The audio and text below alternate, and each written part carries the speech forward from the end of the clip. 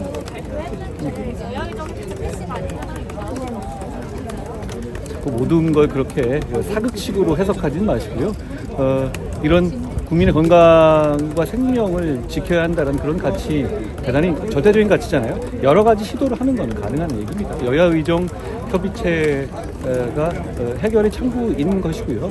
그리고 그 과정에서 추계 같은 것도 필요하지 않겠습니까? 여러 가지 노력을 같이 할 수 있는 것이죠. 추계계획 만드는 거는 좀 사전 논의는 언제부터 어떻게 소통을 좀 해주고 있는지. 그럼 뭐 저랑 사전 논의할 문제는 아니에요. 저는 여야의정이 협의체를 만들어서 해결책을 모색하는 그런 출발을 하는 것을 중재하는 역할이고요. 그걸 최선을 다하고 있습니다. 좀 기다려봐 주시면. 주기구 역할은 좀 어떻게 구분된다고? 종류가 다르죠.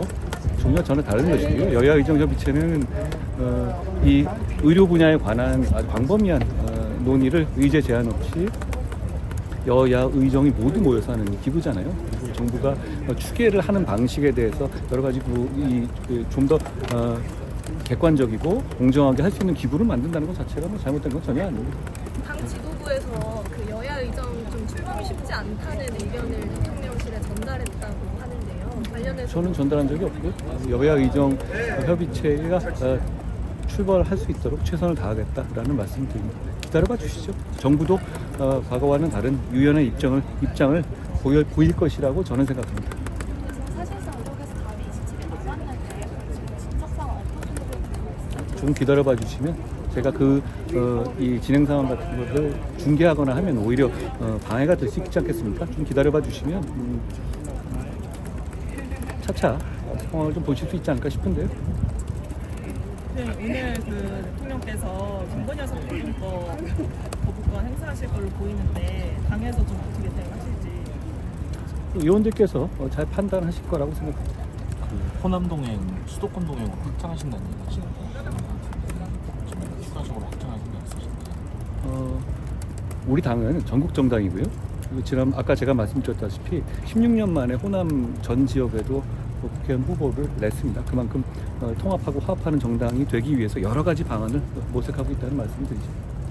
국대 재요청과 답이 늦어지고 있는데 그 이유가 좀 뭐라고 보시는지. 글쎄요. 이재명 대표가 명예훼손죄를 친고죄로 바꾸자는 주장을 했고 조국 대표도 이에 동의했는데 대통령 생각은 좀 어떠십니까? 두 분이 공통점이 있으시네요.